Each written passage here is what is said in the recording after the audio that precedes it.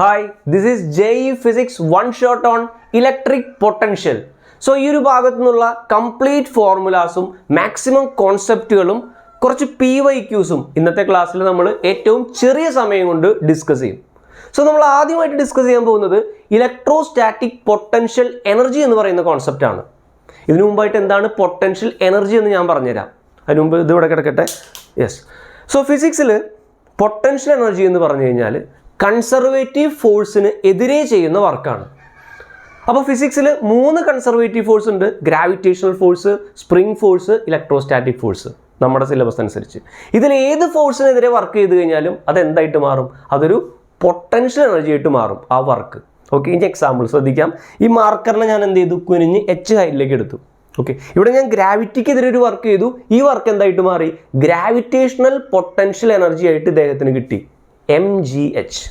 ഇനി ഞാനൊരു സ്പ്രിങ്ങിനെ x ദൂരത്തേക്ക് വലിച്ചു കഴിഞ്ഞാൽ അവിടെ ഞാൻ സ്പ്രിംഗ് ഫോഴ്സിനെതിരെ വർക്ക് ചെയ്തു. അപ്പോൾ ആ ഒരു വർക്ക് ആ സ്പ്രിങ്ങിന് സ്പ്രിംഗ് പൊട്ടൻഷ്യൽ എനർജി ½kx² ആയിട്ട് കിട്ടി. ക്ലിയർ ആണോ? ശരി, ഇനി നമുക്ക് കാര്യത്തിലേക്ക് വരാം. നമുക്ക് പഠിക്കാനായിട്ടുള്ളത് ഇലക്ട്രോസ്റ്റാറ്റിക് പൊട്ടൻഷ്യൽ എനർജിയാണ്. ഇതൊരു +q. അപ്പോൾ ഇവിടെ ഇൻഫിനിറ്റിയിൽ ഒരു +q ഉണ്ട്. ഈ +qനെ ഞാൻ എന്ത് ചെയ്യുക? r ഡിസ്റ്റൻസ് അകലെയുള്ള ഒരു പോയിന്റിലേക്ക് കൊണ്ടുവയ്ക്കാനായിട്ട് നോക്കിക്കഴിഞ്ഞാൽ ഇയാൾ സമ്മതിക്കുമോ? ഇയാൾ സമ്മതിക്കില്ല. ഇയാൾ എന്ത് ചെയ്യും? റിപ്പൽ ചെയ്യും, ഇങ്ങോട്ടേക്ക് വരണ്ടെന്ന് പറയും അല്ലേ? അപ്പോൾ ഞാൻ എന്ത് ചെയ്യേണ്ടി വരും? ഈ റിപ്പൾഷനെതിരെ ഒരു വർക്ക് ചെയ്യേണ്ടി വരും. ഈ വർക്ക് എന്തായിട്ട് മാറും? ഇവർക്കിടയിലുള്ള പൊട്ടൻഷ്യൽ എനർജി ആയിട്ട് മാറും. ഓക്കെ, ഇത് കുട്ടികൾക്ക് വീണ്ടും കൺഫ്യൂസിങ് ആവാൻ കാരണം ഇത് 2 രീതിയിൽ പുസ്തകത്തിൽ എന്ത് ചെയ്യുന്നുണ്ട്? ഡിഫൈൻ ചെയ്യുന്നുണ്ട്. അപ്പോൾ 2 ഡെഫിനിഷൻ നിങ്ങൾ പഠിച്ചു വയ്ക്കുക. പക്ഷേ ഫോർമുല ഒന്നേ ഉള്ളൂ. ഓക്കെ, അപ്പോൾ ആ ഡെഫിനിഷൻ എന്താ ഞാൻ ജസ്റ്റ് ഒന്ന് പറയാം. ഈ പൊട്ടൻഷ്യൽ എനർജി നിങ്ങൾക്ക് വേണമെങ്കിൽ കൺസർവേറ്റീവ് ഫോഴ്സിൻ്റെ ടേംസിൽ കണ്ടുപിടിക്കാം. അപ്പോൾ നിങ്ങൾ എന്ത് ചെയ്യണം? Negative of work done by conservative force എന്ന് എടുക്കണം. ഓക്കെ, ഇനി ഇതേ പൊട്ടൻഷ്യൽ എനർജി എക്സ്റ്റേണൽ ഫോഴ്സിൻ്റെ ടേംസിൽ കണ്ടുപിടിക്കുകയാണെങ്കിൽ പൊട്ടൻഷ്യൽ എനർജി എന്ന് പറയുന്നത് positive of work done by external force എന്ന് എടുക്കാം. ക്ലിയർ? അപ്പോൾ അതിൻ്റെ ഇൻറ്റഗ്രേഷനും കാര്യങ്ങളൊക്കെയാണ് ഞാൻ ഇവിടെ ഇട്ടിരിക്കുന്നത്. നിങ്ങൾ ഇതിനെക്കുറിച്ച് ബോധേടാവണ്ട. നിങ്ങൾ ജസ്റ്റ് ഈ ഒരു കാര്യം അറിഞ്ഞിരിക്കണം. കണ്ടോ, കൺസർവേറ്റീവ് ഫോഴ്സിൻ്റെ ടൈംസിലാണെങ്കിൽ നെഗറ്റീവ്, എക്സ്റ്റേണൽ ഫോഴ്സിൻ്റെ ടൈംസിലാണെങ്കിൽ പോസിറ്റീവ് ആയിട്ട് എടുക്കുക. ക്ലിയർ? 2 കേസിലും എങ്ങനെ കണ്ടുപിടിച്ചാലും ഫൈനൽ ഫോർമുല എന്തായിരിക്കും സാറേ? സെയിം ആയിരിക്കും. അതായത് ഇതൊരു Q ചാർജ്, ഇവിടെ ഒരു Q ചാർജ്, r ഡിസ്റ്റൻസ് അകലെ ഇരിക്കുകയാണെങ്കിൽ ഈ ഒരു പെയറിൻ്റെ പൊട്ടൻഷ്യൽ എനർജി എത്രയാണെന്ന് ചോദിച്ചാൽ നിങ്ങൾ എന്ത് പറയണം? സാർ KQQ/r ആണ്. ക്ലിയർ? ശരി, ഇനി പിന്നെ എന്തിനാണ് സാർ ഈ 2 രീതിയിൽ കാര്യങ്ങൾ പഠിക്കണമെന്ന് വെച്ച് കഴിഞ്ഞാൽ ആവശ്യമുണ്ട്. ഈ ഒരു ബോക്സ് വെരി ഇമ്പോർട്ടൻ്റ് ആണ്. ഇത് നിങ്ങൾ പഠിച്ചു വെക്കണം. ശ്രദ്ധിക്കുക, ഈ നെഗറ്റീവ് സൈൻ അപ്പുറത്തേക്ക് എടുത്ത് എന്ത് കിട്ടും? നമുക്ക് work done by conservative force എന്ന് പറയുന്നത് നെഗറ്റീവ് ഓഫ് പൊട്ടൻഷ്യൽ എനർജി. കണ്ടോ, work done by conservative force negative of potential energy. Clear? അതുപോലെ work done by external force equal to direct ആയിട്ട് പൊട്ടൻഷ്യൽ എനർജി എന്ന് കിട്ടും. അത് നമുക്ക് ആവശ്യമുണ്ട്. എവിടെയാണെന്ന് പറയട്ടെ. ശ്രദ്ധിക്കാം, നമ്മളോട് ഇങ്ങനത്തെ ക്വസ്റ്റ്യൻസ് ചോദിക്കാറുണ്ട്. പ്രീവിയസ് ഇയർ ക്വസ്റ്റ്യൻ ആണ്. ശ്രദ്ധിക്കാം, നമ്മൾ ഒരു ട്രയാങ്കിൾ, L സൈഡ് ആയിട്ടുള്ള ട്രയാങ്കിളിൻ്റെ 3 വശങ്ങളിൽ Q ചാർജ് വെച്ചു. കുറച്ച് കഴിഞ്ഞിട്ട് നമ്മൾ എന്ത് ചെയ്തു? ഇതിൻ്റെ സൈസ് മാറ്റി, വലിയതാക്കി സൈസ്. കണ്ടോ, 12 Q അത് തന്നെ. കണ്ടോ? അപ്പോൾ ഇവിടെ ഇങ്ങനെ മാറ്റാൻ എത്ര വർക്ക് ചെയ്തു എന്ന് ചോദിക്കും. അത് തന്നെ 2 തരത്തിൽ ചോദിക്കും. ഇതിങ്ങനെ മാറ്റാൻ കൺസർവേറ്റീവ് ഫോഴ്സ് എത്ര വർക്ക് ചെയ്തു എന്ന് ചോദിക്കും. അപ്പോൾ നിങ്ങൾ എന്ത് ചെയ്യണം? വർക്ക് നിങ്ങൾ കണ്ടുപിടിക്കാൻ വർക്കിനെ കുറിച്ച് ആലോചിക്കേണ്ട. മറ്റേ മെക്കാനിക്കൽ ഫോഴ്സിൻ്റെ ഡിസ്പ്ലേസ്മെൻറ്റ് ഒന്നും നിങ്ങൾ ആലോചിക്കേണ്ട. നിങ്ങൾ എന്താ ചെയ്യേണ്ടത്? ഇവിടെ ഇങ്ങനെ മാറ്റി ഇപ്പോൾ പൊട്ടൻഷ്യൽ എനർജിയിൽ എത്ര മാറ്റം ഉണ്ടായി നോക്കുക. ക്ലിയർ? ഇനിയിപ്പോൾ കൺസർവേറ്റീവ് ഫോഴ്സിൻ്റെ വർക്ക് വെച്ച് കഴിഞ്ഞാൽ ആ ചേഞ്ച് ഇൻ പൊട്ടൻഷ്യൽ എനർജിയുടെ മുന്നിൽ എന്ത് ചെയ്യുക? നെഗറ്റീവ് സൈൻ ഇട്ട് കൊടുക്കുക. എക്സ്റ്റേണൽ ഫോഴ്സ് ചെയ്ത വർക്കാണെങ്കിലോ പൊട്ടൻഷ്യൽ എനർജിയുടെ ഡിഫറൻസ് കണ്ടുപിടിക്കുക. എന്നിട്ട് എന്ത് ചെയ്യുക? അത് അതുപോലെ തന്നെ എഴുതുക. ക്ലിയർ ആണോ? ക്ലിയർ? ശരി. അതായത് പറഞ്ഞു വരുന്നത് എന്താ വെച്ച് കഴിഞ്ഞാൽ ഇവിടെ നമുക്ക് 2 കോൺഫിഗറേഷൻ ഞാൻ ഇവിടെ വരച്ച് പെട്ടെന്ന് കാണിച്ചു തരാം. ഇത് QQ, ഇത് L, ഇത് 12, ഇത് QQ. കണ്ടോ, ഇവിടെ ഫൈനൽ പൊട്ടൻഷ്യൽ എനർജി എത്രയായിരിക്കും? ഫൈനൽ എന്ന് പറഞ്ഞാൽ എന്തായിരിക്കും സാർ? ഇവിടെ ഒരാൾക്കിടയിൽ എത്രയുണ്ട്? ഒരു പെയറിനിടയിലുള്ള നമുക്കറിയാം എത്ര? KQQ/K ചാർജ് Q ആണ്, QQ/12. ഇവിടെ എത്ര പെയറുണ്ട്? 3 പെയറുണ്ട്. അപ്പോൾ ഇതിൻ്റെ 3 കൊണ്ട് എൻ്റെ എന്ത് കിട്ടി? ഫൈനൽ കിട്ടി. Yes or no? ഇനി ഇനീഷ്യൽ എങ്ങനെയാണ് കിട്ടുക? ഒരു പെയറിനിടയിലുള്ളത് എന്താ സാർ? KQQ/ ലെങ്ത് L ആണ് അല്ലേ? ഇതിനെന്ത് ചെയ്യുക? 3 പെയറില്ലേ? 3 കൊണ്ട് എന്ത് കിട്ടി? ഇനീഷ്യൽ കിട്ടി. ഇനി എന്ത് ചെയ്യുക? ഇത് രണ്ടും കൂടെ മൈനസ് ചെയ്യുക. അപ്പോൾ എന്ത് കിട്ടി? ചേഞ്ച് ഇൻ പൊട്ടൻഷ്യൽ എനർജി കിട്ടി. സോർണോ ശരി. ഇനി വർക്ക് ഡൺ ബൈ കൺസർവേറ്റീവ് ചോദിച്ചാൽ എന്ത് ചെയ്യുക? ഈ ചേഞ്ച് ഇൻ പൊട്ടൻഷ്യൽ എനർജിയിൽ എന്ത് ചെയ്യുക? നെഗറ്റീവ് സൈൻ ഇട്ട് കൊടുക്കുക. എക്സ്റ്റേണൽ ആണ് ചോദിക്കണമെങ്കിൽ, വർക്ക് ഡൺ ബൈ എക്സ്റ്റേണൽ ആണെങ്കിൽ ഇത് അതുപോലെ തന്നെ എഴുതുക. ക്ലിയർ? യെസ്. ഓക്കെ. ഇനി ഇവിടെ ഒരു കാര്യം കൂടെ ശ്രദ്ധിക്കാനായിട്ടുള്ളത്, ചിലപ്പോൾ ഇങ്ങനത്തെ ഫിഗർ കിട്ടിയെന്ന് വിചാരിക്കുക. കണ്ടോ ഈ രീതിയിലുള്ള ഫിഗർ, എൻ സൈഡഡ് ആയിട്ടുള്ള ഫിഗർ. ഇവിടെ ചാർജ് ഇരിക്കുന്ന സമയത്ത് നമ്പർ ഓഫ് പെയർ കണ്ടുപിടിക്കാൻ ബുദ്ധിമുട്ടായിരിക്കും. കുറേ ചാർജുകൾ ഉണ്ടെങ്കിൽ ഇതൊരു പെയർ, ഇങ്ങനെ പെയർ, ഇങ്ങനെ പെയർ, കുറേ പെയർ ഉണ്ടാവും. അപ്പോൾ പെയർ എണ്ണാനായിട്ട് ബുദ്ധിമുട്ടുള്ളപ്പോൾ നമ്മൾ എന്ത് ചെയ്യും? നമ്പർ ഓഫ് പെയർ കിട്ടാനായിട്ട് ഈ ഒരു ഇക്വേഷൻ ഉപയോഗിച്ചാൽ മതി. ഇവിടെ എൻ എന്ന് പറഞ്ഞാൽ എന്താ? നമ്പർ ഓഫ് ചാർജസ് അല്ലേ?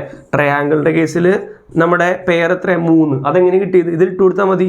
3 × 3 - 2/2 എത്രയാ? 3 എന്ന് കിട്ടിയില്ലേ? അങ്ങനെ നമുക്ക് എന്ത് കണ്ടുപിടിക്കാം? നമ്പർ ഓഫ് പെയർ കണ്ടുപിടിച്ചിട്ട് നേരത്തെ പോലെ എന്ത് ചെയ്യാം? ഇത്തരം ക്വസ്റ്റ്യൻസ് ചെയ്യാം. ക്ലിയർ? അപ്പോൾ അതാണ് പൊട്ടൻഷ്യൽ എനർജിയുടെ കോൺസെപ്റ്റ്. ഓക്കെ, ഞാൻ സ്പീഡിലാണ് പറയുന്നത്, മനസ്സിലായില്ലെങ്കിൽ ഒന്നുകൂടെ പുറകിലേക്ക് പോകാൻ മനസ്സിലാവും. ശരി, ഓക്കെ. അടുത്തത് നമ്മുടെ പൊട്ടൻഷ്യൽ എന്ന് പറയുന്ന കോൺസെപ്റ്റാണ്. പൊട്ടൻഷ്യൽ പറയാൻ അതിന് മുമ്പായിട്ട് നിങ്ങൾ ഒന്നും കൊണ്ട് ശ്രദ്ധിക്കൂ. നമ്മൾ ഫസ്റ്റ് ചാപ്റ്ററിൽ ആദ്യം ഫോഴ്സ് പഠിച്ചു, അതിനുശേഷം ഫോഴ്സിനെ ചാർജ് കൊണ്ട് ഡിവൈഡ് ചെയ്തു. അപ്പോൾ എന്ത് കിട്ടി? ഇലക്ട്രിക് ഫീൽഡ് കിട്ടി.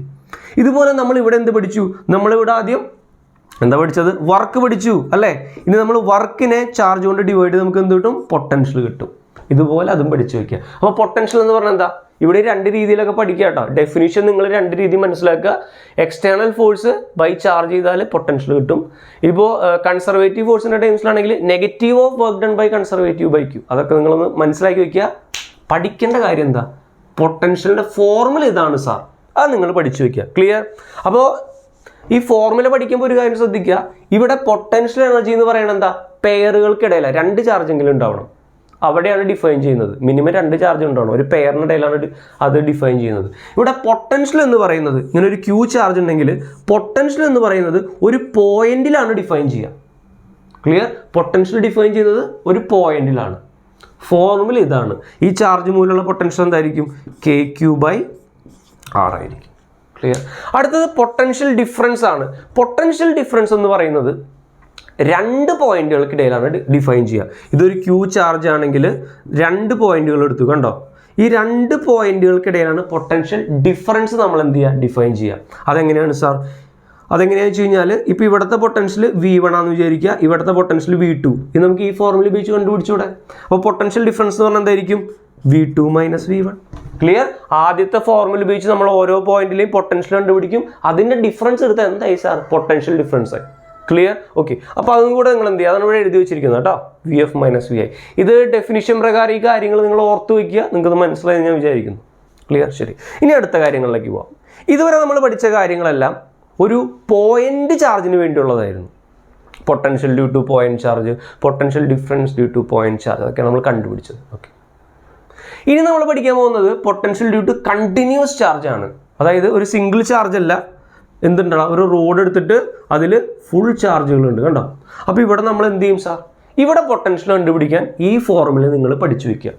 അതെങ്ങനെയാണ് സാർ കിട്ടിയത്? അത് ഇൻ്റഗ്രേഷൻ വഴിയാണ് നമുക്ക് കിട്ടുന്നത്. ഞാൻ ഇലക്ട്രിക് ഫീൽഡ് നമ്മൾ ഇതുപോലെ കണ്ടുപിടിച്ചിട്ടുണ്ട്. അപ്പോൾ അതൊക്കെ കമ്പയർ ചെയ്ത് പഠിക്കുക. ഓക്കെ. നമ്മൾ എന്താ ചെയ്യുന്നത് വെച്ച് കഴിഞ്ഞാൽ, നമ്മളെന്താ ഇതിൽ ചെറിയൊരു സ്ട്രിപ്പ് കട്ട് ചെയ്യും. ചെറിയ സ്ട്രിപ്പിൽ ചെറിയ ചാർജ് ആയിരിക്കും, അതിനൊരു പോയിന്റ് ചാർജ് ആണെന്ന് കൺസിഡർ ചെയ്തിട്ട് ഇതുമൂലം ഇവിടുത്തെ പൊട്ടൻഷ്യൽ കണ്ടുപിടിക്കും. എന്നിട്ട് ടോട്ടൽ കിട്ടാനായിട്ട് എന്ത് ചെയ്യും? ഇതിനെ ഇൻ്റഗ്രേറ്റ് ചെയ്യും. അതാണ് കോൺസെപ്റ്റ്. അങ്ങനെ കിട്ടിയതാണ്, അതെന്ന് നിങ്ങൾ മനസ്സിലാക്കുക. ക്ലിയർ? ശരി. അതിനുശേഷം നമുക്ക് രണ്ടാമതായിട്ട് വരുന്നത്, ഇത് നിങ്ങളൊന്ന് എഴുതി വയ്ക്കുക കേട്ടോ. ഇത് ഷെല്ലാണ്, ഹോളോ ഷെല്ലാണ്, അല്ലെങ്കിൽ കണ്ടക്ടറാണ്. ഹോളോ ആയിട്ടുള്ള ഷെല്ലെന്ന് പറയും, മെറ്റാലിക് ഷെല്ല്. ഇത് നമുക്ക് ഹോളോ ഷെല്ലല്ലെങ്കിൽ സോളിഡ് കണ്ടക്ടർ, അതാണ് ഈ സാധനം കേട്ടോ. ക്ലിയർ? ഹോളോ ആയിട്ടുള്ള ഷെല്ല്, അതല്ലെങ്കിൽ സോളിഡ് ആയിട്ടുള്ള കണ്ടക്ടർ, അതാണ് ഇവിടെ വരച്ചു വെച്ചിരിക്കുന്നത്. ഇതിൻ്റെ പ്രത്യേകതയുണ്ട്, ഇങ്ങനത്തെ കണ്ടക്ടറിൽ എപ്പോഴും ചാർജുകൾ എവിടെ ഇരിക്കുക? സർഫസിലാണ് ഇരിക്കുക. അതാണ് സർഫസിൽ മാത്രം ചാർജ്. സാറപ്പോൾ ഉള്ളിൽ ഇരിക്കില്ല, ഇല്ല. ഉള്ളിൽ ചാർജ് കൊടുത്താൽ ആളെന്തെയും ഓടിപ്പോയി പുറത്ത് പോയിരിക്കും. അത് കണ്ടക്ടറിൻ്റെ പ്രോപ്പർട്ടിയാണ്. ശരി, ഓക്കെ. അപ്പോൾ അത്തരത്തിലുള്ള സോളിഡ് ആയിട്ടുള്ള അല്ലെങ്കിൽ ഹോളോ ആയിട്ടുള്ള കണ്ടക്ടറാണിത്. ഇവിടെ R greater than capital R എന്ന് പറഞ്ഞു കഴിഞ്ഞാൽ, ക്യാപിറ്റൽ R റേഡിയസ് ആണ്, R എന്ന് പറയുന്നത് പോയിന്റിലേക്കുള്ള ദൂരമാണ്. കണ്ടോ? അപ്പോൾ റേഡിയസിനേക്കാളും വലിയ ഡിസ്റ്റൻസ് അകലെ ഇതാണ് ഫോർമുല, KQ/R. ക്ലിയർ? ഇനി R = റേഡിയസ് ആണ്, അതായത് സർഫസിൽ ഒരു പോയിന്റ് എടുത്തു കഴിഞ്ഞാൽ R എന്ന് പറയുന്ന റേഡിയസിനോട് ഈക്വൽ ആയിരിക്കും. അപ്പോൾ KQ/റേഡിയസ്. ഇനി ഇൻസൈഡ് പോയിന്റ് എടുത്തു കഴിഞ്ഞാൽ ഇത് ഇൻസൈഡ് പോയിന്റുള്ള കണ്ടീഷനാണ്. അവിടെ എന്തായിരിക്കും? KQ/R തന്നെ ആയിരിക്കും. അതായത് ഗ്രാഫ് നോക്കുക, സെൻറ്റർ മുതൽ റേഡിയസ് വരെ പൊട്ടൻഷ്യൽ എന്താ? കോൺസ്റ്റൻ്റ് ആണ്. കണ്ടോ, ഇവിടെയൊക്കെ വാല്യൂ എത്രയാ? ഈ എല്ലാ പോയിന്റിലും ഉള്ളിലൊക്കെ വാല്യൂ എത്രയാ? KQ/R ആണ്. ഉള്ളിലും KQ/R, സർഫസിലും KQ/R. അതിനുശേഷം എന്ത് സംഭവിച്ചു? അതിനുശേഷം ഡിസ്റ്റൻസിന് ഇൻവേഴ്സ്ലി പ്രൊപ്പോർഷണൽ ആണ്. ക്ലിയർ? ശരി. ഇനി നമ്മൾ മൂന്നാമത്തെ ഫിഗർ ശ്രദ്ധിക്കുക. ഈ മൂന്നാമത്തെ ഫിഗർ ശ്രദ്ധിക്കുക. ഇതെന്ന് പറയുന്നത് ഒരു റിംഗ് ആണ്. റേഡിയസ് R ആണ്, ചാർജ് Q ആണ്, X ഡിസ്റ്റൻസ് അകലെയുള്ള പോയിന്റിലെ പൊട്ടൻഷ്യൽ ഇതാണ് KQ/√R² + X². ഇത് നിങ്ങൾ എന്ത് ചെയ്യുക? പഠിച്ചു വയ്ക്കുക. ക്ലിയർ? ശരി. റിംഗ് മൂലമുള്ള പൊട്ടൻഷ്യൽ. ഇനി നമുക്കുള്ളത്, ഇത് ഇമ്പോർട്ടൻ്റ് ആണ്, കുറച്ച് ഒരു രസമില്ലാത്തൊരു ഫോർമുലയാണ്, പക്ഷേ ഇമ്പോർട്ടൻ്റ് ആണ്, ശ്രദ്ധിക്കാം. ഇതെന്ന് പറയുന്നത് ഇൻസുലേറ്റിംഗ് ആയിട്ടുള്ള സ്പിയർ ആണ്. സാർ അപ്പം നേരത്തെ പറഞ്ഞത് കണ്ടക്റ്റിംഗ് സ്പിയർ ആയിരുന്നു. ഇൻസുലേറ്റിംഗ് സ്പിയറിൻ്റെ പ്രത്യേകത എന്താണെന്ന് വെച്ച് കഴിഞ്ഞാൽ അതിൻ്റെ ഉള്ളിലും ചാർജ് ഇരിക്കും. നമ്മളതിൽ ചാർജ് കൊടുത്തു കഴിഞ്ഞാൽ അതിൻ്റെ ഉള്ളിൽ ചാർജ് ഇരിക്കും. ക്ലിയർ? ശരി. ഇൻസുലേറ്റിംഗ് സ്പിയറിൻ്റെ ഉള്ളിൽ ചാർജ് ഉണ്ടാവും. അപ്പോൾ അതുമൂലം ഇൻസൈഡ് പോയിന്റ് R R എന്ന് പറഞ്ഞാൽ ഇൻസൈഡ് പോയിന്റിലെ പൊട്ടൻഷ്യൽ ഇതാണ്. കാണാൻ പറ്റണില്ലേ? പഠിച്ചു വയ്ക്കണം. ഇനി R = R ആണെങ്കിൽ സർഫസ് പോയിന്റിലെ പൊട്ടൻഷ്യൽ KQ/R. അതൊക്കെ നിങ്ങൾ നോട്ട് ചെയ്യുക. ഇൻസുലേറ്റിംഗ് ആണെങ്കിലും മെറ്റാലിക് ആണെങ്കിലും സർഫസിൽ എന്താണ് സാർ? KQ/R. ക്ലിയർ? ശരി. അതിനുശേഷം ഇൻസൈഡ് പോയിന്റിലേക്ക് KQ/R, ആ ഡിസ്റ്റൻസ്. ക്ലിയർ? അത് നിങ്ങൾ പഠിച്ചു വയ്ക്കുക കേട്ടോ. സോറി, ഇത് > R ആണ്. Really sorry. > R formula same ആണ്. > R അതായത് പുറത്തുള്ള പോയിന്റിൽ, ഔട്ട്സൈഡ് പോയിന്റിൽ ഇതിൻ്റെ അതേ ഫോർമുല തന്നെയാണ്. ക്ലിയർ? ശരി. അതിൻ്റെ ഗ്രാഫ് നോക്കിക്കഴിഞ്ഞാൽ ഇമ്പോർട്ടൻ്റ് ആയിട്ടുള്ളൊരു കാര്യം നമുക്ക് പഠിക്കാനായിട്ടുണ്ട്. നമ്മളിവിടെ R-ൻ്റെ വാല്യൂ 0 എന്നിട്ട് കൊടുത്ത് എന്ത് കിട്ടും? സെൻറ്ററിലെ പൊട്ടൻഷ്യൽ കിട്ടും. നിങ്ങളൊന്ന് കണ്ടുപിടിച്ച് നോക്കുക. സെൻറ്ററിലെ പൊട്ടൻഷ്യൽ കിട്ടും. ശരി. സോ നമുക്ക് എന്ത് പറയാം? സെൻറ്ററിലെ പൊട്ടൻഷ്യൽ എന്ന് പറയുന്നത് സർഫസിലെ പൊട്ടൻഷ്യലിൻ്റെ 3/2 ആയിരിക്കും. അന്ന് കണ്ടുപിടിക്കാൻ പറ്റും കേട്ടോ. നിങ്ങളുടെ R-ൻ്റെ വാല്യൂ 0 ഇട്ട് കൊടുത്തു കഴിഞ്ഞാൽ സെൻറ്ററിലെ പൊട്ടൻഷ്യൽ കിട്ടും. എന്നിട്ട് നിങ്ങൾ സർഫസിലെ പൊട്ടൻഷ്യലായിട്ട് കമ്പയർ ചെയ്ത് നിങ്ങൾക്ക് എന്ത് കാണാൻ പറ്റും? സെൻറ്ററിലെ പൊട്ടൻഷ്യൽ എന്ന് പറയുന്നത് 3/2 ടൈംസ് സർഫസിലെ പൊട്ടൻഷ്യൽ ആയിരിക്കും. ഇമ്പോർട്ടൻ്റ് ആണ്, അത് ഓർത്ത് വയ്ക്കും. അടുത്തത് ഇതൊരു ആർക്കാണ്. കണ്ടോ, ഇങ്ങനത്തെ ഒരു ആർക്കിൽ നമ്മൾ ചാർജ് കൊടുത്തു. അതുമൂലം റേഡിയസ് സെൻറ്ററിലുള്ള പൊട്ടൻഷ്യൽ എന്ന് പറയുന്നത് K⁴ ആയിരിക്കും. ക്ലിയർ? ഓക്കെ. അപ്പോൾ ലാംഡ എന്ന് പറഞ്ഞാൽ എന്താ? Charge density. ലാംഡ എന്ന് പറഞ്ഞാൽ charge density. Clear? Total charge by total length ആണ് ചാർജ് ഡെൻസിറ്റി. തീറ്റ എന്ന് പറയുന്നത് ആംഗിൾ ആണ്. അത് റേഡിയനിൽ ഇട്ട് കൊടുക്കണം ദയവ് ചെയ്ത്. ഓക്കെ, ശരി. അപ്പോൾ ആ കാര്യങ്ങൾ കൂടെ നിങ്ങൾ ശ്രദ്ധിക്കണം. ഓക്കെ. അടുത്തൊരു ഡൈപോളാണ്. ഡൈപോളിൽ ഇവിടെ ആക്സിസുമായിട്ട് തീറ്റ ആംഗിളിൽ R ഡിസ്റ്റൻസ് അകലെ പോയിന്റ് ഉണ്ട്. അവിടുത്തെ ഡൈപോളിൻ്റെ പൊട്ടൻഷ്യലിൻ്റെ ഫോർമുല ഇതാണ് KP cos⁡θ/R. ടൈംസ് ഒക്കെ മനസ്സിലായെന്ന് വിചാരിക്കുന്നു. P എന്ന് പറയുന്നത് ഡൈപോൾ മൊമെൻറ്റ്, തീറ്റ എന്ന് പറഞ്ഞ ആംഗിൾ, R എന്ന് പറഞ്ഞാൽ അവിടേക്കുള്ള ഡിസ്റ്റൻസ്. ക്ലിയർ? ഓക്കെ. അടുത്തായിട്ട് നമുക്കുള്ളത് ഇതൊരു ഡിസ്ക്കാണ്. ഓക്കെ. ഡിസ്കിൻ്റെ radius R, surface charge density sigma, X distance അകലെയുള്ള പോയിന്റിലെ പൊട്ടൻഷ്യൽ എന്ന് പറയുന്നത്. ഇതും പഠിക്കാനായിട്ടൊരു വഴിയുണ്ട്, നിങ്ങൾ ശ്രദ്ധിക്കുക. ഇതില്ലെങ്കിൽ ഇതിൻ്റെ ആൻസർ എന്താണെന്ന് പറഞ്ഞാൽ നിങ്ങൾ ഇതെന്താ സാധനം? ഇതെന്ന് പറയുന്നത് ഈ ഡിസ്ക് മൂലം ആ പോയിന്റിലുള്ള ഇലക്ട്രിക് ഫീൽഡാണ്. ക്ലിയർ? ഈ ടൈമും കൂടെ വന്നു കഴിഞ്ഞാൽ എന്തായി? അത് പൊട്ടൻഷ്യലായിട്ട് മാറി. ക്ലിയർ? ഓക്കെ. അപ്പോൾ ഇതിൽ ഒന്നുകൂടെ എനിക്ക് വേണമെങ്കിൽ വേറെ ഫോർമുലാസ് ഉണ്ടാക്കാം. ഇവിടെ cos⁡θയുടെ വാല്യൂ കണ്ടുപിടിക്കാം അല്ലേ? cos⁡θയുടെ വാല്യൂ കണ്ടുപിടിക്കാം. അഡ്ജസൻറ്റ് സൈഡ് ബൈ ഹൈപ്പോട്ടന്യൂസ് ഇട്ട് കൊടുത്തിട്ട് ഇതിനുള്ളിലേക്ക് ഇട്ട് കഴിഞ്ഞാൽ മറ്റൊരു ഫോർമുലയോടെ കിട്ടും. അത് നിങ്ങൾ എന്ത് ചെയ്യുക? ചെയ്ത് നോക്കുക. ഒന്നുമില്ല, cos⁡θ എനിക്ക് സബ്സ്റ്റിറ്റ്യൂട്ട് ചെയ്യുക. ഇതിനകത്തേക്ക് എടുത്തു കഴിഞ്ഞാൽ എന്ത് കിട്ടും? ഒരു കിടിലൻ ഫോർമുല. കിട്ടുന്നല്ല, വേറൊരു ഫോർമുലയോടെ കിട്ടും. അത് നിങ്ങൾ ചെയ്ത് നോക്കുന്നു. ശരി. അപ്പോൾ ഇത്രയും കാര്യങ്ങൾ നിങ്ങൾ പൊട്ടൻഷ്യലിനെ കുറിച്ച് പഠിക്കേണ്ടതായിട്ടുണ്ട്. പിന്നെ നമുക്ക് എന്തെങ്കിലും ഉണ്ടോ? പിന്നെ നമുക്കിവിടെ എന്താണ് വരുന്നതെന്ന് വെച്ച് കഴിഞ്ഞാൽ പിന്നെ നമുക്ക് ഈ ഒരു ക്വസ്റ്റ്യൻ വേണമെങ്കിൽ നമുക്ക് നോക്കാം. അതിന് മുമ്പായിട്ട് നമുക്ക് ഈ ഒരു ചോദ്യം നോക്കിയാലോ? ഇത് നോക്കാം നമുക്ക്. ഈ ഒരു ക്വസ്റ്റ്യൻ നിങ്ങൾ കാണുന്നുണ്ടോ? ഇതിൽ ചിലതൊക്കെ പ്രീവിയസ് ഇയർ ക്വസ്റ്റ്യൻസ് ആണോ? ഈ ഒരു ക്വസ്റ്റ്യൻ നിങ്ങൾ നോക്കുക. ഇത് ഇൻഫൈനൈറ്റ് ആയിട്ടുള്ള ചാർജ്ഡ് വയറാണ്, ഇൻഫൈനൈറ്റ് ചാർജാണ്. ഓക്കെ. അപ്പോൾ ഈ ഇൻഫൈനൈറ്റ് ചാർജ് മൂലം എയ്ക്കും ബിക്കും ഇടയിലുള്ള പൊട്ടൻഷ്യൽ ഡിഫറൻസ് കണ്ടുപിടിക്കാനായിട്ടുള്ള ഫോർമുല ഇതാണ്. Clear? 2K⁴ln RB/RA. Clear? RA എന്ന് പറഞ്ഞു കഴിഞ്ഞാൽ ഇവിടേക്കുള്ള ദൂരം, RB എന്ന് പറഞ്ഞു കഴിഞ്ഞാൽ ബിയിലേക്കുള്ള ദൂരം. അത് നിങ്ങൾ പഠിച്ചു വയ്ക്കണം. ഒരു കാര്യം ഞാൻ ഇവിടെ പറയാനായിട്ട് വിട്ടുപോയത് ശ്രദ്ധിക്കുക. ഈ ഒരു ക്വസ്റ്റ്യൻ കണ്ടോ? ഇത് പ്രീവിയസ് ഇയർ ക്വസ്റ്റ്യൻ ആണ് സുഹൃത്തുക്കളെ. ശരി. അപ്പോൾ ഈ ക്വസ്റ്റ്യനിൽ സപ്പോസ് D = L ആണെങ്കിൽ എന്ത് സംഭവിക്കും? ഈ ക്വസ്റ്റ്യനിൽ KQ/L ഇൻറ്റു LN ഡിയും ഡി ഈക്വൽ ടു L ആണ്. ഈ ഡിസ്റ്റൻസ് ലെങ്ത്തിനോട് ഈക്വൽ ആണെങ്കിൽ നമുക്ക് എന്ത് കിട്ടും? L + L 2L/L എന്ന് കിട്ടും അല്ലേ? അതായത് log 2 എന്ന് കിട്ടും. അപ്പോൾ log 2 വരുന്ന ക്വസ്റ്റ്യൻസ് ജെയ് മുന്നേ ചോദിച്ചിട്ടുണ്ട്. അപ്പോൾ log 2 കണ്ടുപിടിക്കാനായിട്ടുള്ള ഒരു ഫോർമുലയാണിത്, log 2 കണ്ടുപിടിക്കാനായിട്ടുള്ളത്. ഓക്കെ, അതുപോലെ log 1 + x ഈ രണ്ട് കാര്യങ്ങൾ നിങ്ങൾ എന്ത് ചെയ്യണം? പഠിച്ചു വെക്കണം. അത് ഉപയോഗിച്ച് ചിലപ്പോൾ ഇതിൻ്റെ ആൻസർ ആ രീതിയിലേക്ക് ലോഗിൻ്റെ വാല്യൂ സബ്സ്റ്റിറ്റ്യൂട്ട് ചെയ്തേണ്ടി വന്നു കഴിഞ്ഞാൽ ഈ ഫോർമുലാസ് നിങ്ങൾ യൂസ് ചെയ്യണം. ക്ലിയർ? അപ്പോൾ ഇത്രയും കാര്യങ്ങൾ കഴിഞ്ഞ് കഴിഞ്ഞാൽ ഇനി നമ്മൾ പോകുന്നത് ഇനി ഇതും കൂടെ പറയട്ടെ, ഇതും കൂടെ പറഞ്ഞിട്ട് അടുത്ത കാര്യങ്ങളിലേക്ക് പോകാം. ഇവിടെ ഒന്ന് ശ്രദ്ധിക്കുക, ഇതൊരു പ്രീവിയസ് ഇയർ ക്വസ്റ്റ്യൻ ആണ്, ഇമ്പോർട്ടൻറ്റ് ക്വസ്റ്റ്യൻ ആണ്. നമ്മുടെ കയ്യിൽ നമുക്ക് ഇങ്ങനെ രണ്ട് റിങ്ങുകളുണ്ട്. ഓക്കെ, ഇതിൻ്റെ റേഡിയസ് 6 ആണ്, ഇതിൻ്റെ റേഡിയസ് 6 ആണ്, ഇവർക്കിടെയുള്ള ഡിസ്റ്റൻസ് 6 ആണ്. എന്നിട്ട് നമ്മൾ എന്ത് ചെയ്യുന്നു? ഒരു Q ചാർജിനെ ഇവിടെ നിന്ന് അങ്ങോട്ടേക്ക് കൊണ്ടുപോവാണ്. കണ്ടോ, ഇതിൻ്റെ സെൻറ്ററിൽ നിന്ന് ഒരു Q ചാർജിനെ എന്ത് ചെയ്യുക? കൊണ്ടുപോയിട്ട് ഇവിടെ കൊണ്ടുവയ്ക്കുകയാണ്. ക്ലിയർ? അപ്പോൾ ഇതിന് എത്ര വർക്ക് ചെയ്യണം എന്നാണ് ചോദ്യം. ഇതിന് എത്ര വർക്ക് ചെയ്യണം? ഇത് നമ്മളെങ്ങനെയാണ് കണ്ടുപിടിക്കുക? ആദ്യം നമ്മൾ എന്താ ചെയ്യേണ്ടതെന്ന് വെച്ച് കഴിഞ്ഞാൽ ശ്രദ്ധിക്കുക, ഇവർക്കിടയിലുള്ള പൊട്ടൻഷ്യൽ ഡിഫറൻസ് കണ്ടുപിടിക്കുക. ഇവർക്കിടയിലുള്ള പൊട്ടൻഷ്യൽ ഡിഫറൻസ് കണ്ടുപിടിക്കുക. ഇവർക്കിടയിലുള്ള പൊട്ടൻഷ്യൽ ഡിഫറൻസ് അതെങ്ങനെ കണ്ടുപിടിക്കുക? ശ്രദ്ധിക്കാം, ഈ പോയിന്റിൽ നിന്ന് ഇവിടേക്കാണ് കൊണ്ടുവയ്ക്കുന്നത് അല്ലേ? അപ്പോൾ ഫൈനൽ പോയിന്റ് ഇവിടെയാണ്, ഇനീഷ്യലി ഇവിടെയാണ് അല്ലേ? അപ്പോൾ ഫൈനൽ ഭാഗത്തെ പൊട്ടൻഷ്യൽ എത്രയായിരിക്കും? ശ്രദ്ധിക്കാം, ഈ റിങ്ങിൻ്റെ സെൻറ്ററിലെ പൊട്ടൻഷ്യൽ നമുക്ക് കണ്ടുപിടിക്കാൻ പറ്റും ഈ ഒരു ഫോർമുല ഉപയോഗിച്ചിട്ട്. റിങ്ങിൻ്റെ സെൻറ്ററിലെ പൊട്ടൻഷ്യൽ കണ്ടുപിടിച്ചൂടെ? യെസ്. പ്ലസ് ഈ റിങ്ങിൻ്റെ ആക്സിസിലുള്ളൊരു പോയിൻ്റാണിത് അല്ലേ? Yes or no? അതായത് ഈ പോയിന്റിൽ രണ്ട് പൊട്ടൻഷ്യൽ ഉണ്ട്. ഒന്ന് ഈ റിങ്ങിൻ്റെ സെൻറ്ററാണ് ഈ പോയിന്റ്, അതുമൂലം ഒരു പൊട്ടൻഷ്യൽ. പിന്നെ ഈ റിങ്ങിൻ്റെ ആക്സിസിലുള്ള ഒരു പോയിൻ്റാണിത് അല്ലേ? അപ്പോൾ ആ രണ്ട് പൊട്ടൻഷ്യലും കൂടെ ആഡ് ചെയ്ത് കഴിഞ്ഞാൽ ഇവിടുത്തെ ടോട്ടൽ പൊട്ടൻഷ്യൽ കിട്ടി. അതുപോലെ ഈ റിങ്ങിൻ്റെ ഇവിടുത്തെ പൊട്ടൻഷ്യൽ എങ്ങനെ കണ്ടുപിടിക്കുക? ഈ റിങ്ങിൻ്റെ സെൻറ്ററിൽ ഈ റിങ് മൂലം പൊട്ടൻഷ്യൽ, പിന്നെ ഈ റിങ്ങിൻ്റെ ആക്സിസിലുള്ള പോയിൻ്റാണിത്, അതുമൂലം ഒരു പൊട്ടൻഷ്യൽ അല്ലേ? രണ്ടും കൂടെ മൈനസ് ചെയ്തിട്ട് എന്ത് ചെയ്യുക? ഇൻറ്റു മൂവ് ചെയ്യണ ചാർജ് Q ആണെങ്കിൽ അതുകൊണ്ട് ഇൻറ്റു എന്ത് കിട്ടൂടാ? വർക്ക് ഡൺ കിട്ടും. ക്ലിയർ? ഓക്കെ, അപ്പോൾ അത് നിങ്ങൾ ശ്രദ്ധിക്കും. യെസ്. അങ്ങനെയെങ്കിൽ ഇതാ അടുത്ത കഥകളിലേക്ക് പോവാണ്. കണ്ടക്ടേഴ്സിനെ കുറിച്ചാണ്, ഇമ്പോർട്ടൻ്റ് ആയിട്ടുള്ളൊരു ഭാഗമാണ്. ഇവിടെ കണ്ടക്ടേഴ്സിനെ കുറിച്ച് എന്താ പറയുന്നത് നോക്കാം, പോയിന്റ്സ് നോക്കാം. Electric field inside conductor equal to 0. അവിടെ ഒരു ഐസോ എന്ന് എഴുതിയിട്ടുണ്ട്, അത് ഐസൊലേറ്റഡ് ആണ്. അതായത് ബാറ്ററി കണക്ട് ചെയ്യാത്ത ഒരു കണ്ടക്ടർ, അതിൻ്റെ ഉള്ളിൽ ഇലക്ട്രിക് ഫീൽഡ് ഉണ്ടാവില്ല. സാർ അപ്പോൾ ബാറ്ററി കണക്ട് ചെയ്ത് കഴിഞ്ഞാലോ? ബാറ്ററി കണക്ട് ചെയ്ത് കഴിഞ്ഞാൽ അതിൻ്റെ ഉള്ളിൽ ഇലക്ട്രിക് ഫീൽഡ് വരും, ഇലക്ട്രോൺ ഓടും, കറണ്ട് ഉണ്ടായി. അപ്പോൾ അവിടെ വരെ നമ്മൾ എത്തിയിട്ടില്ല. ഓക്കെ ശരി. അടുത്തതെന്ന് പറഞ്ഞു കഴിഞ്ഞാൽ electric field is perpendicular to surface. കഴിഞ്ഞ ക്ലാസ്സിൽ പറഞ്ഞാണ് ഇലക്ട്രിക് ഫീൽഡ് എപ്പോഴും സർഫസിന് പെർപെൻഡിക്കുലർ ആയിരിക്കും.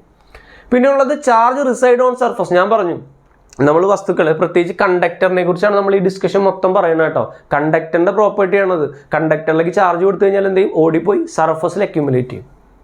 പിന്നെ ഉള്ളത് സിഗ്മ എന്ന് പറയുന്നത് 1 റേഡിയസ്. അത് ഇമ്പോർട്ടൻ്റ് ആണ് കേട്ടോ. സർഫസ് ചാർജ് ഡെൻസിറ്റി എന്ന് പറയുന്നത് 1 റേഡിയസ് ഓഫ് കർവേച്ചർ ആയിരിക്കും. അതായത് ഇങ്ങനത്തെ ഒരു വൃത്തിയുടെ ഒരു ഫിഗർ ഉണ്ടെന്ന് വിചാരിക്കും. അപ്പോൾ ഇവിടുത്തെ സർഫസ് ചാർജ് ഡെൻസിറ്റി എന്ന് പറഞ്ഞാൽ എന്തായിരിക്കും? അതെന്ന് പറയുന്നത് സിഗ്മ ഈക്വൽ ടു 1 ഈ ഭാഗത്തെ റേഡിയസ് ആയിരിക്കും. ക്ലിയർ? റേഡിയസ് എവിടെയാണോ കുറവ് സാർ, അവിടെയായിരിക്കും സിഗ്മ കൂടുതൽ. അപ്പോൾ ഇവിടെ എന്തായിരിക്കും? ഇവിടെ സിഗ്മ കുറവായിരിക്കും, ഇവിടെ സിഗ്മ എന്തായിരിക്കും? കൂടുതലായിരിക്കും. കണ്ടോ? Yes no? ഭയങ്കര നോക്ക് നാരോ ആയിട്ടുള്ള സ്ഥലത്ത് റേഡിയസ് കുറവായിരിക്കില്ലേ? ഇവിടെ റേഡിയസ് വലുതല്ലേ സാർ, ഇവിടെ ചെറുതല്ലേ? അപ്പോൾ റേഡിയസ് കുറഞ്ഞിടത്ത് സിഗ്മ കൂടുതലായിരിക്കും, റേഡിയസ് കൂടിയിടത്ത് സിഗ്മ കുറവായിരിക്കും. അത് ഓർത്ത് വയ്ക്കുക. പിന്നെ charge accumulates more on sharp ends. അത് ഞാൻ പറഞ്ഞതാ, ഇതിനെ ബേസ് ചെയ്ത് വരുന്ന പോയിന്റാണ്. ഷാർപ്പ് ആകുന്നിടത്ത് റേഡിയസ് കുറവായിരിക്കും, അപ്പോൾ അവിടെ ചാർജ് ഡെൻസിറ്റി കൂടുതലായിരിക്കും. പിന്നെ ഇലക്ട്രിക് ഫീൽഡ് നിയർ കണ്ടക്ടറിൻ്റെ അടുത്ത്, ഒരു കണ്ടക്ടറിൻ്റെ വളരെ അടുത്ത് electric field sigma by epsilon 0. ഇതൊക്കെ നമുക്ക് മുന്നേ ക്വസ്റ്റ്യനുകളിൽ ആവശ്യം വന്നിട്ടുണ്ട്, അത് പഠിച്ചു വയ്ക്കാം. ഓക്കെ. പിന്നെ ഓൺ എർത്തിങ്, ഇത് ഇമ്പോർട്ടൻറ്റ് പോയിന്റ് ആണ്. On earthing charge on a body may or may not be 0. നിങ്ങൾ ചിലവരെങ്കിലും വിചാരിക്കും നമ്മളൊരു സാധനത്തിന് ചാർജ്ഡ് ബോഡീനെ എർത്ത് ചെയ്ത് കഴിഞ്ഞാൽ അപ്പം തന്നെ ഇതിൻ്റെ ചാർജ് എത്രയും 0 ആവുമെന്ന് വിചാരിക്കും. ഓക്കെ, അത് അത്യാവശ്യമില്ല. It is not necessary. ചിലപ്പോൾ 0 ആവാം, ചിലപ്പോൾ 0 ആവില്ല. പക്ഷെ ഒരു കാര്യം 0 ആവും, പൊട്ടൻഷ്യൽ 0 ആവും. ഗ്രൗണ്ട് ചെയ്യുമ്പോൾ എർത്തുമായിട്ടാണ് ഗ്രൗണ്ട് ചെയ്തിരിക്കുന്നത് അല്ലേ? എർത്തിൻ്റെ പൊട്ടൻഷ്യൽ 0 ആണ്. അപ്പോൾ ഇതിൻ്റെ ഈ ബോഡിയുടെ പൊട്ടൻഷ്യൽ എന്താവും? 0 ആവും. ചാർജ് 0 ആവണമെന്ന് നിർബന്ധമില്ല. ക്ലിയർ? ഓക്കെ. അപ്പോൾ എർത്തിങ് ചെയ്യുമ്പോൾ പൊട്ടൻഷ്യൽ എന്താവും? 0 ആവും. അത് നിങ്ങൾ ഓർത്ത് വയ്ക്കുക. ക്ലിയർ? അപ്പോൾ അതിനനുസരിച്ച് ഈ ഒരു ക്വസ്റ്റ്യൻ, ഇതൊരു മുന്നത്തെ ക്വസ്റ്റ്യൻ ആയിരിക്കണം തോന്നുന്നു. യെസ്. ഇവിടെ നോക്ക്, ഇവിടെ ഒരു ശ്രദ്ധിക്കുക കേട്ടോ. ഈ ഫിഗർ ആദ്യം ഇങ്ങനെയാണ് ഇനീഷ്യലി ഫിഗർ. ഒരു ക്യൂ ചാർജിൻ്റെ അടുത്ത് കൊണ്ട് വെച്ച് കഴിഞ്ഞാൽ ഇവിടെ എന്താവും, ഇത് പ്ലസ് ആണെങ്കിൽ എന്താവും, നെഗറ്റീവ് ചാർജുകൾ വരും. കണ്ടോ, നെഗറ്റീവ് ചാർജുകൾ അക്യുമുലേറ്റ് ചെയ്യും. അതിന് നമ്മൾ ഗ്രൗണ്ട് ചെയ്ത് കഴിഞ്ഞ് കഴിഞ്ഞാൽ ഗ്രൗണ്ട് ചെയ്യുമ്പോൾ ഇതിൻ്റെ പൊട്ടൻഷ്യൽ എത്രയാവും, പൊട്ടൻഷ്യൽ 0 ആവും. ക്ലിയർ? അപ്പോൾ അതിനെ ബേസ് ചെയ്തിട്ട് നമുക്ക് എന്ത് കിട്ടും, ഇതിൽ ഇൻഡ്യൂസ് ചെയ്ത ചാർജ് എത്രയും ചോദിക്കും. ക്ലിയർ ആണോ? ഇവിടെ ഒരു സാധനത്തിനെ ഗ്രൗണ്ട് ചെയ്ത് കഴിഞ്ഞാൽ ഇതിൽ ഇൻഡ്യൂസ് ചെയ്ത ചാർജ് എത്രയും ചോദിച്ചാൽ നിങ്ങൾ എന്ത് പറയണം, QR/X.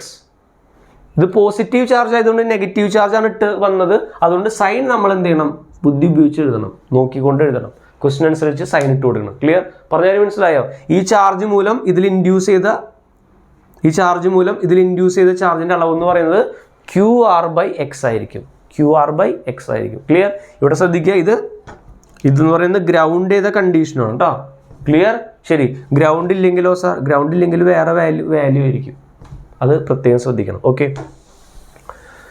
അടുത്തെന്ന് പറയുന്നത് ഇതൊരു ഇമ്പോർട്ടൻ്റ് ആയിട്ടുള്ള സിറ്റുവേഷൻ ആണ്. എടാ, 2 ഷെല്ലുകൾ, ഈ ഷെല്ലിൻ്റെ മേലുള്ള ചാർജ് Q1, മറ്റേതിൻ്റെ മേലുള്ള ചാർജ് Q2. കണ്ടോ, ഇവരെ നമ്മൾ കണക്ട് ചെയ്ത് കഴിഞ്ഞാൽ ഈ ഷെല്ലിലെ ചാർജ് ഒക്കെ എന്ത് ചെയ്യും, ഓടി പുറത്ത് പോയി നിൽക്കും. കണ്ടോ, അപ്പോൾ 2 ചാർജ് ഷെല്ലുകളെ കണക്ട് ചെയ്ത് കഴിഞ്ഞാൽ എല്ലാ ചാർജും എന്ത് ചെയ്യും, പോയിട്ട് സർഫസിൽ പോയി നിൽക്കും. ക്ലിയർ? അതാണ് എഴുതി വെച്ചിരിക്കുന്നത് കേട്ടോ. ശരി, പിന്നെയുള്ള കാര്യം നോക്കാം. ഇതൊരു ഇമ്പോർട്ടൻ്റ് ആയിട്ടുള്ള കാര്യം ശ്രദ്ധിക്കാം. ഇതൊരു ഷെല്ല്, ഇതിൻ്റെ ചാർജ് Q1, ഇതിൻ്റെ ചാർജ് Q2. ഓക്കെ, ഇവരടുത്ത് വെച്ച് കഴിഞ്ഞാൽ ഇവരെ നമ്മൾ ശ്രദ്ധിക്കുക കേട്ടോ. ഈ 2 ചാർജുകൾ, ഇത് Q1, Q2 ശ്രദ്ധിക്കുക. എടാ, ഈ 2 ചാർജുകൾ Q1, ഇതൊരു ചാർജ് Q2. ശ്രദ്ധിച്ചിരിക്കുക, ഇതിൻ്റെ 2 പേരുടെയും റേഡിയസ് സെയിം ആണ്. റേഡിയസ് 2 പേരുടെയും സെയിം ആണെങ്കിൽ കുറച്ച് കഴിയുമ്പോൾ ഇവരെന്ത് ചെയ്യും, കണ്ടക്ഷൻ വഴി ചാർജ് എന്ത് ചെയ്യും, കൈമാറും അല്ലേ. കുറച്ച് കഴിയുമ്പോൾ ഇയാളുടെ ചാർജ് എത്രയായിരിക്കും, അത് നമ്മൾ പഠിച്ചിട്ടുണ്ട്, Q1 + Q2/2 അല്ലേ. ഇയാളുടെ ചാർജ് Q1 + Q2/2. ക്ലിയർ? ഇത് എപ്പോഴാണ് സാർ സംഭവിക്കുക, റേഡിയസ് സെയിം ആകുമ്പോൾ. ഐഡൻറ്റിക്കൽ ആണെങ്കിൽ കണ്ടക്ഷന് ശേഷം ചാർജ് ഇങ്ങനെയായിരിക്കും. പക്ഷേ ഇവിടെ ഐഡൻറ്റിക്കൽ ആണോ, അല്ല സാർ. ഇവിടെ റേഡിയസ് R1, റേഡിയസ് R2. ഇവിടെ ഇമ്പോർട്ടൻ്റ് ആണ്, റേഡിയസ് സെയിം അല്ലെങ്കിൽ ഇവരെ നമ്മൾ എന്ത് ചെയ്തു, കണക്ട് ചെയ്ത് കഴിഞ്ഞാൽ Q1ൻ്റെ മേലുള്ള ഫൈനൽ ചാർജ് എത്രയായിരിക്കും, ഇതായിരിക്കും. പഠിച്ചു വയ്ക്കുക. ക്ലിയർ? റേഡിയസ് സെയിം അല്ല കേട്ടോ, റേഡിയസും ഡിഫറെൻ്റ് ആകുമ്പോഴുള്ള കണ്ടീഷനാണ്. അപ്പോൾ ഈ ഒരു കേസിൽ Q2ൻ്റെ മേലുള്ള ഫൈനൽ ചാർജ് എത്രയായിരിക്കും, കണ്ടക്ഷൻ വഴി ചാർജ് എത്രയായിരിക്കും, Q2ൻ്റെ മേലുള്ളത് ഇതായിരിക്കും ഫോർമുല. ക്ലിയർ? ഇനി എത്ര ചാർജ് ഇവിടെ നിന്ന് അങ്ങോട്ടേക്ക് ഒഴുകും, നിങ്ങളുടെ കാര്യം മനസ്സിലാക്കുക. എവിടെയാണ് പൊട്ടൻഷ്യൽ കൂടുതൽ, അവിടെ നിന്ന് പൊട്ടൻഷ്യൽ കുറവുള്ളിടത്തേക്കാണ് ചാർജ് ഒഴുകുക. ഇവിടെയാണ് കൂടുതലെങ്കിൽ ഇവിടെ നിന്ന് അങ്ങോട്ടേക്ക് ഒഴുകും. ഇനിയിപ്പോൾ ഇവിടെയാണ് കൂടുതലെങ്കിൽ ഇവിടെ നിന്ന് ഇങ്ങോട്ടേക്ക് ഒഴുകും. എത്ര ചാർജ് ഒഴുകി, അതിനുള്ള ഫോർമുല ഇതാണ് സുഹൃത്തുക്കളെ. കണ്ടോ, Q ആണ് ഒഴുകിയ ചാർജ്, അതിനുള്ള ഫോർമുല ഇതാണ്. ഇത് നിങ്ങൾ എന്ത് ചെയ്യണം, പഠിച്ചു വെക്കണം. ക്ലിയർ? അതിനുശേഷം നമ്മൾ വരുന്നത് എവിടേക്കാണ്, അതിനുശേഷം നമുക്ക് പറയാനായിട്ടുള്ള ഇമ്പോർട്ടൻ്റ് ആയിട്ടുള്ള കാര്യം സുഹൃത്തുക്കളെ ശ്രദ്ധിക്കുക. ഇമ്പോർട്ടൻറ്റ് ക്വസ്റ്റ്യൻ ചിലപ്പോൾ ഇത് ഗ്രാവിറ്റിയിൽ ചോദിക്കും. ഷുവർ ക്വസ്റ്റ്യൻ ആണോ അത്, ഗ്രാവിറ്റിയിൽ ചോദിക്കുക അല്ലെങ്കിൽ ഇവിടെ ചോദിക്കും. നമ്മൾ എന്ത് ചെയ്യുന്നത് വെച്ച് കഴിഞ്ഞാൽ ഇതൊരു സ്പിയർ ആണ്. ഇതെന്ത് സ്പിയർ ആണെന്ന് പറയാൻ പറ്റുമോ, കണ്ടക്റ്റിംഗ് ആണോ ഇൻസുലേറ്റിംഗ് ആണോ, ഇൻസുലേറ്റിംഗ്. അതെങ്ങനെ മനസ്സിലായി സാർ, ഉള്ളിൽ ചാർജ് കണ്ടോ, ഉള്ളിൽ ചാർജ് എക്സിസ്റ്റ് ചെയ്യുന്നത്. ഇതൊരു ഇൻസുലേറ്റിംഗ് ആയിട്ടുള്ള സ്പിയർ ആണ്. അപ്പോൾ ഇൻസുലേറ്റിംഗ് ആയിട്ടുള്ള സ്പിയർ, അതിൻ്റെ റേഡിയസ് R ആണ്. ഓക്കെ, അതിലുള്ള ചാർജ് Q ആണ്. ഞാൻ എന്ത് ചെയ്തു, ഒരു നെഗറ്റീവ് ചാർജിനെ ഇതിൻ്റെ മുകളിൽ നിന്ന് എന്ത് ചെയ്തു, ഡ്രോപ്പ് ചെയ്തു. കണ്ടോ, ഫ്രീ ഫോൾ ഡ്രോപ്പ് ചെയ്ത് കഴിഞ്ഞാൽ ഈ ചാർജ് എന്ത് ചെയ്യുന്ന അറിയാമോ, ഇതിൻ്റെ ഇടയിൽ കിടന്നിട്ട് SHM എക്സിക്യൂട്ട് ചെയ്യും. ക്ലിയർ? SHM എക്സിക്യൂട്ട് ചെയ്യും. അപ്പോൾ SHM എക്സിക്യൂട്ട് ചെയ്യാനായിട്ടുള്ള കണ്ടീഷൻ എന്താ, SHMൻ്റെ കണ്ടീഷൻ എന്താ, റീസ്റ്റോറിംഗ് ഫോഴ്സ് ഉണ്ടായിരിക്കണം അല്ലേ. എക്സിനെ ഡിപ്പെൻഡൻ്റ് ആയിട്ടുള്ള റീസ്റ്റോറിംഗ് ഫോഴ്സ് ഉണ്ടായിരിക്കണം. അപ്പോൾ ഇവിടുത്തെ റീസ്റ്റോറിംഗ് ഫോഴ്സ് എന്ന് പറയുന്നത് ഇതായിരിക്കും. ഇനി SHMൻ്റെ ടൈം പീരീഡ് എന്ന് പറയുന്നത് ഇതായിരിക്കും. പഠിച്ചു വയ്ക്കുക. അതുപോലെ തന്നെ ഒരു കാര്യം കൂടി ഉണ്ട്, ഈ ചാർജ് ഇവിടെ നിന്ന് ഇട്ട് കഴിഞ്ഞപ്പോൾ ചാർജ് എന്ത് ചെയ്തു, സെൻറ്ററിലേക്ക് എത്തി. അപ്പോൾ ഫൈനലി ഇവിടുത്തെ വെലോസിറ്റി എന്തായിരിക്കും എന്ന് ചോദിക്കും. സെൻറ്ററിൽ എത്തുമ്പോഴുള്ള വെലോസിറ്റി എന്ന് പറയുന്നത് ഇതായിരിക്കും, KQQ/mR. എന്ന് പറഞ്ഞു കഴിഞ്ഞാൽ ചാർജിൻ്റെ മാസ്സാണ്. ടൈംസ് ഒക്കെ മനസ്സിലാവുണ്ടെന്ന് വിചാരിക്കുന്നു. ഓക്കെ, ഈ റോ എന്ന് പറഞ്ഞു കഴിഞ്ഞാൽ ഇതിലെ ചാർജ് ഡെൻസിറ്റിയാണ് റോ.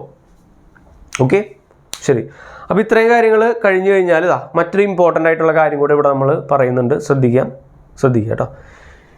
ഇതൊരു സ്പെഷ്യൽ കണ്ടീഷനാണ്. ശ്രദ്ധിക്കാം, ഇങ്ങോട്ടേ ശ്രദ്ധിക്കാം, ഇതിൻ്റെ കഥകൾ ശ്രദ്ധിക്കാം. ഇത് ഗ്രൗണ്ട് ചെയ്ത കണ്ടീഷനാണ്. ഗ്രൗണ്ട് ചെയ്യാത്തൊരു കണ്ടീഷൻ ഞാൻ കാണിച്ചു തരാം. ശ്രദ്ധിക്കാം, ഇമ്പോർട്ടൻ്റ് ആണ്. 2 പ്ലേറ്റുകൾ, ഇതിൽ +3Q ചാർജ്, ഇതിൽ +7Q ചാർജ് അല്ലേ.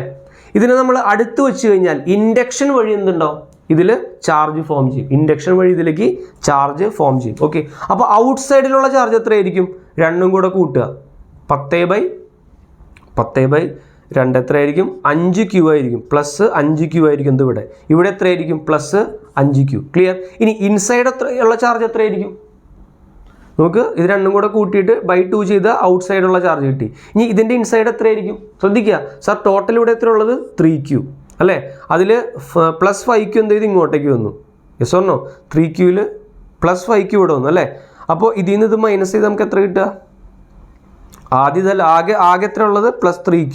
അതിൽ പ്ലസ് 5Q ഇങ്ങോട്ടേക്ക് വന്നപ്പോൾ 3Q മൈനസ് 5Q, അതായത് -2Q ഇൻസൈഡ് ഉണ്ടാവും. ക്ലിയർ? അതുപോലെ തന്നെ ഇവിടെ പുറത്ത് എത്ര വന്നു? 5Q. ആകെ എത്ര ഉണ്ടായിരുന്നു? 7Q. അപ്പോൾ ആകെ ഉള്ളത് നമ്മൾ എന്ത് ചെയ്യുക? 5Q മൈനസ് ചെയ്ത് നമുക്ക് എന്ത് കിട്ടും? ഇവിടെ ഒന്ന് കിട്ടും. ക്ലിയർ? ആകെയുള്ള 7Q, അതിൽ നിന്ന് 5Q മൈനസ് ചെയ്ത് നമുക്ക് എന്ത് കിട്ടും? ഇവിടെ പ്ലസ് 2Q എന്ന് കിട്ടും. ക്ലിയർ? ഇവിടെ -2Q, ഇവിടെ പ്ലസ് 2Q, ഇങ്ങനെ കിട്ടും. ക്ലിയർ? യെസ്, ശരിയല്ലേ? യെസ്. അപ്പോൾ ഇവിടെ ഗ്രൗണ്ടിങ് ഇല്ലാത്ത കണ്ടീഷനാണ്. ഇനി ഗ്രൗണ്ട് ചെയ്യുന്ന സമയത്ത് എന്ത് സംഭവിക്കുന്നു നോക്കട്ടെ. നമ്മൾ ഗ്രൗണ്ട് ചെയ്യുന്ന സമയത്ത് നമ്മൾ ഇതേ 2 പ്ലേറ്റുകളെ ഗ്രൗണ്ട് ചെയ്ത് കഴിഞ്ഞാൽ കഥകൾ മൊത്തം മാറും. പഠിച്ചു വയ്ക്കണം. ഇങ്ങനെ ഇതിൽ Q1 ചാർജ് ആയിരുന്നു, ഇതിൽ Q2 ചാർജ് ആയിരുന്നു. ഗ്രൗണ്ട് ചെയ്ത് കഴിഞ്ഞാൽ ഔട്ട്സൈഡ് എന്തായിട്ട് മാറും? 0 ആയിട്ട് മാറും. ഇതിങ്ങനെ തന്നെ പഠിക്കുക. ഗ്രൗണ്ട് ചെയ്ത് കഴിഞ്ഞാൽ ഔട്ട്സൈഡ് എന്തായിട്ട് മാറും? 0 ആയിട്ട് മാറും. ക്ലിയർ? ഔട്ട്സൈഡ് 0 ആയിട്ട് മാറും. അതിനുശേഷം എന്ത് ചെയ്യും? ഇവിടെ പ്ലസ്, നോക്ക്, രണ്ടിനും ചാർജ്, ഇത് പ്ലസ് Q1 ആവും. ഇതെന്തായിട്ട് മാറും? ഇത് മൈനസ് Q1 ആയിട്ട് മാറും. ക്ലിയർ? ഗ്രൗണ്ട് ചെയ്യുമ്പോൾ ഈ രീതിയിലേക്കാണ് കണ്ടീഷൻ വരിക. Okay, clear? ശരി, ഓക്കെ. അപ്പോൾ ഇതിന് ശേഷം നമ്മൾ അവസാനത്തെ ഭാഗത്തിലേക്കാണ് പോകുന്നത് കേട്ടോ. ഇത് ഇമ്പോർട്ടൻ്റ് ആണ്, മോസ്റ്റ് ഇമ്പോർട്ടൻറ്റ്. എല്ലാ പ്രാവശ്യം ചോദിക്കാറുള്ള ഒരു ഭാഗമാണ് ലാസ്റ്റ് ഭാഗം. Relation between electric field and voltage. പൊട്ടൻഷ്യലും ഇലക്ട്രിക് ഫീൽഡും തമ്മിലുള്ള റിലേഷൻ. ഓക്കെ, ശ്രദ്ധിച്ചിരിക്കുക. നമുക്ക് വോൾട്ടേജ് തന്നിട്ടുണ്ട്. വോൾട്ടേജ് തന്നിട്ട് നമ്മളോട് എന്ത് ചെയ്യുക? ഇലക്ട്രിക് ഫീൽഡ് ചോദിച്ചു കഴിഞ്ഞാൽ നിങ്ങൾ എന്ത് ചെയ്യണം? ഇലക്ട്രിക് ഫീൽഡ് വെക്ടറാണ്. X component, Y component, J component അല്ലേ? എക്സ് കിട്ടാനായിട്ട് നമ്മൾ എന്ത് ചെയ്യണം? പൊട്ടൻഷ്യലിനെ എക്സ് കൊണ്ട് പാർഷ്യൽ ഡിഫറൻസിയേഷൻ ചെയ്യണം. പാർഷ്യൽ ഡിഫറൻസിയേഷൻ ചെയ്യണം കേട്ടോ. ∂V/∂x നിങ്ങൾ പഠിച്ചിട്ടില്ലേ? പാർഷ്യൽ ഡിഫറൻസിയേഷൻ ചെയ്യണം. അതിൻ്റെ നിങ്ങൾ മാത്സിൽ പഠിച്ച അതേ കാര്യം തന്നെ. പാർഷ്യൽ ഡിഫറൻസിയേഷൻ എങ്ങനെ ചെയ്യുന്നറിയില്ല, അത് തന്നെ ചെയ്യണം. അപ്പോൾ വോൾട്ടേജിൻ്റെ ഒരു ഫംഗ്ഷൻ തന്നിട്ടുണ്ടായിരിക്കും. വോൾട്ടേജ് എന്ന് പറയുമ്പോൾ ഇങ്ങനെ തരും. Voltage = 2xy + 3x²y. കണ്ടോ? ഇങ്ങനെ തന്നിട്ടുണ്ടെങ്കിൽ നമ്മൾ എന്ത് ചെയ്യണം? ആദ്യം ഇലക്ട്രിക് ഫീൽഡിൻ്റെ എക്സ് കണ്ടുപിടിക്കാൻ നമുക്ക് എന്ത് ചെയ്യണം? -dV/dx. കണ്ടോ? ഇത് നമ്മൾ എന്ത് ചെയ്യണം? എക്സ് കൊണ്ട് പാർഷ്യൽ ഡിഫറൻസിയേഷൻ ചെയ്യണം. അപ്പോൾ വൈയും സെഡും കോൺസ്റ്റന്റ് ആണെന്ന് വിചാരിച്ചിട്ട് പാർഷ്യൽ ഡിഫറൻസിയേഷൻ ചെയ്യണം. അറിയാലോ പാർഷ്യൽ ഡിഫറൻസിയേഷൻ ചെയ്യാൻ. യെസ്. അതിനുശേഷം ഇലക്ട്രിക് ഫീൽഡിൻ്റെ വൈ കമ്പോണന്റ് കണ്ടുപിടിക്കാൻ നമ്മൾ എന്ത് ചെയ്യണം? വൈ കമ്പോണന്റ് കണ്ടുപിടിക്കാനായിട്ട് വൈ കൊണ്ട് പാർഷ്യൽ ഡിഫറൻസിയേഷൻ ചെയ്യണം. സെഡ് കണ്ടുപിടിക്കാൻ സെഡ് കൊണ്ട് പാർഷ്യൽ ഡിഫറൻസിയേഷൻ ചെയ്യണം. അപ്പോൾ ഇലക്ട്രിക് ഫീൽഡിൻ്റെ 3 കമ്പോണൻസ് കിട്ടി. ക്ലിയർ? 3 കമ്പോണൻസ് കിട്ടിയിട്ട് ഇലക്ട്രിക് ഫീൽഡിൻ്റെ മാഗ്നിറ്റ്യൂഡ് ചോദിച്ചാൽ നിങ്ങൾ എന്താ ചെയ്യുക? മാഗ്നിറ്റ്യൂഡ് കണ്ടുപിടിക്കാൻ നിങ്ങൾ എന്ത് ചെയ്യണം? Ex² + Ey² + Ez² ചെയ്യണം. Yes or no? മാഗ്നിറ്റ്യൂഡ് ഇതല്ലേ ഇലക്ട്രിക് ഫീൽഡിൻ്റെ മാഗ്നിറ്റ്യൂഡ്. യെസ്. ഓക്കെ, ഇനിയിപ്പോൾ നിങ്ങൾക്ക് ഇലക്ട്രിക് ഫീൽഡാണ് തരുന്നതെന്ന് വിചാരിക്കും. ഇലക്ട്രിക് ഫീൽഡാണ് തരുന്നത്. ഇഫ് E ഈസ് ഗിവൺ എന്നിട്ട് നിങ്ങളോട് പൊട്ടൻഷ്യൽ ചോദിച്ചു കഴിഞ്ഞാൽ നിങ്ങൾ എന്ത് ചെയ്യണം? ഇൻ്റഗ്രേറ്റ് ചെയ്യേണ്ടി വരും. ഓക്കെ, നിങ്ങൾ എന്ത് ചെയ്യണമെന്ന് വെച്ച് കഴിഞ്ഞാൽ ഇലക്ട്രിക് ഫീൽഡ് തന്നിട്ടുണ്ട്. ഇതുപോലെ ഒരു ഫംഗ്ഷനായിട്ട് ഇലക്ട്രിക് ഫീൽഡ് വന്നു. ഇലക്ട്രിക് ഫീൽഡ് വെക്ടർ അല്ലേ? Yes sir. Yes, EXi cap plus, ഞാൻ വേണമെങ്കിൽ ഒരു എക്സാമ്പിളായിട്ട് കാണിച്ചത്. ഇലക്ട്രിക് ഫീൽഡ് നമുക്ക് ഇങ്ങനെ തന്നിരിക്കുകയാണ്.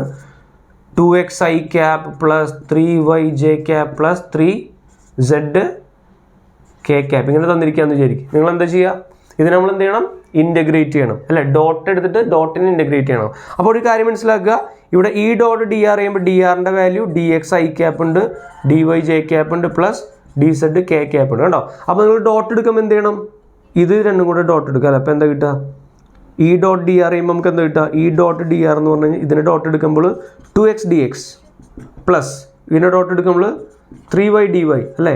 പ്ലസ് ഇതിനെ ഡോട്ട് ചെയ്യുമ്പോൾ 3z dz. കണ്ടോ? എന്നിട്ട് എന്ത് ചെയ്യുക? ടോട്ടൽ ഇൻ്റഗ്രേറ്റ് ചെയ്യുക. കണ്ടോ? ഓരോന്നിനെയും ഇൻ്റഗ്രേറ്റ് ചെയ്യുക. 2x കൂടെ dx വന്നു, 3y കൂടെ dy വന്നു. കണ്ടോ? 3z കൂടെ dz. ഇൻ്റഗ്രേറ്റ് ചെയ്ത് എന്തായി? ആൻസർ. ക്ലിയർ? അപ്പോൾ ഇങ്ങനെയാണെങ്കിൽ നിങ്ങൾ എന്ത് ചെയ്യണം? ഇൻ്റഗ്രേറ്റ് ചെയ്തിട്ട് ആൻസർ കണ്ടുപിടിക്കാം. പിന്നെ നമുക്കുള്ളത് ഗ്രാഫാണ്. നമുക്ക് E/Rൻ്റെ ഗ്രാഫ് വന്നു. E വേഴ്സസ് R കേട്ടോ. ഇലക്ട്രിക് ഫീൽഡും ഡിസ്റ്റൻസ് തമ്മിലുള്ള ഗ്രാഫ് എന്ന് കഴിഞ്ഞാൽ ആ ഗ്രാഫിൻ്റെ ഏരിയ കണ്ടുപിടിച്ച് നമുക്ക് എന്ത് കിട്ടും? പൊട്ടൻഷ്യൽ ഡിഫറൻസ് കിട്ടും. സോർണോ നമ്മളിപ്പോൾ ഇൻറ്റഗ്രേഷൻ ചെയ്താലെന്ന് പറഞ്ഞു, ഇൻറ്റഗ്രേഷൻ ചെയ്യുമ്പോൾ എന്താ കിട്ടുക? ഏരിയ. സോർണോ അപ്പോൾ ഇവിടെ ഏരിയ കണ്ടുപിടിച്ചാൽ എന്ത് കിട്ടി? പൊട്ടൻഷ്യൽ ഡിഫറൻസ് കിട്ടി. ഇനി നമുക്ക് എന്ത് കിട്ടി? VR graph. VR ഗ്രാഫിൻ്റെ സ്ലോപ്പ് കണ്ടുപിടിച്ച് നമുക്ക് എന്ത് കിട്ടി? ഇലക്ട്രിക് ഫീൽഡ് കിട്ടി അല്ലേ? നമ്മളിവിടെ പറഞ്ഞില്ലേ V ആണെങ്കിൽ ഡിഫറൻഷ്യേറ്റ് ചെയ്ത് ഇലക്ട്രിക് ഫീൽഡ് കിട്ടുമെന്ന് പറഞ്ഞില്ലേ? ഡിഫറൻസിയേഷൻ എന്ന് പറഞ്ഞാൽ എന്താ? സ്ലോപ്പ് കണ്ടുപിടിക്കാനായിട്ടുള്ള വഴിയാണ്. അപ്പോൾ സ്ലോപ്പ് കണ്ടുപിടിക്കുമ്പോൾ എന്ത് കിട്ടി? ഇലക്ട്രിക് ഫീൽഡ് കിട്ടി. ക്ലിയർ? അതുപോലെ ഇതും കൂടെ ഓർത്ത് വയ്ക്കുക.